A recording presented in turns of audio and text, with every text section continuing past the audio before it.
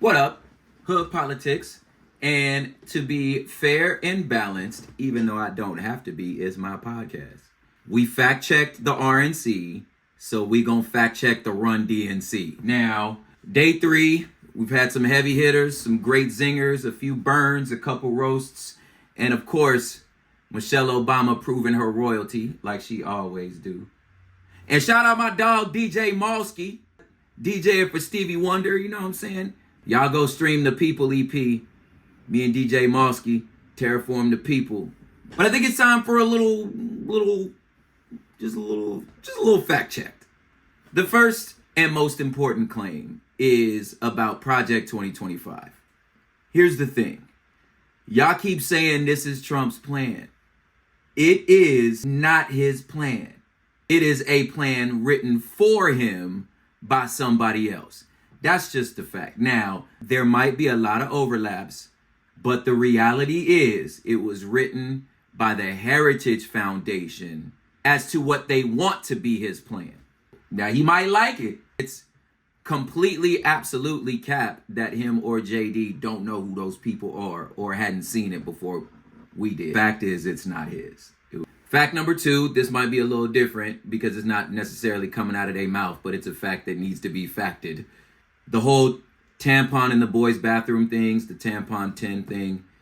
You know, on Beyonce's internet, you can read the law itself. And what the law itself says is that products needed for menstruation shall be available for free in bathrooms for grades 4th to 12th. Then it says, for all students who menstruate. That's it. And then it describes what it means by menstruating products. Pads, tampons, and sanitary napkins. It just says, for students who menstruate. That's it. You shouldn't have to pay for them. We got you. That's all it said. Speaking of Project 2025, which is where most of the fact problems come in, they brought that big old corny book out to be reading from it.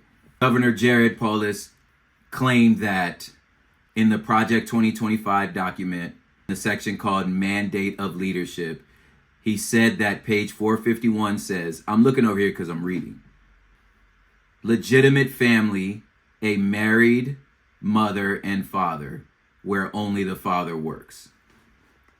Now, what makes for a good meme or a roast, my young Padawans, not that something is true, but it could be true, where it seemed like that might have happened. Just like, I don't know, JD Vance in the couch. We know that's not true, but we know dudes like him and like maybe. Just like you could say if you were going to make one about Auntie Kamala. I don't know. She's not attracted to black men.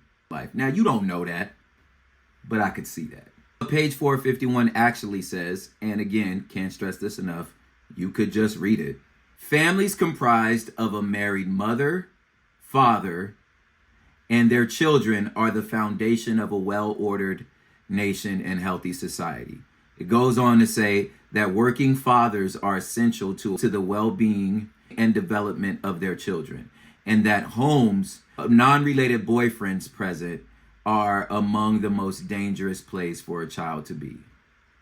It doesn't say that any other family is illegitimate. Now, like I said, it could be what they saying, but call a spade, that's not what it says. And lastly, Billy Clinton's claim about 50 million jobs created since 1989. What he was saying is, which is truthful, that 51 million jobs have been created since the end of the Cold War. Then he says, that's the case. The score is Democrats 50, Republicans 1. Why that ain't necessarily true, but also not necessarily false, is it's not like presidential terms exist in a vacuum where like everything goes back to zero at the end of somebody's tenure as a president. No, the stuff overlaps. It might be something that one president did in year 1 that really don't come to fruition until the second year of the next president. It may be something that 17 years ago that a president did that now we just now seeing the benefits, good or bad, of. So you can't really say one president did one thing and the other president did the other thing, which is why just every time somebody say we was making more money or less money under this particular president, you got to put a little asterisk next to that, because you never know what policies have flipped or changed or are now finally coming online.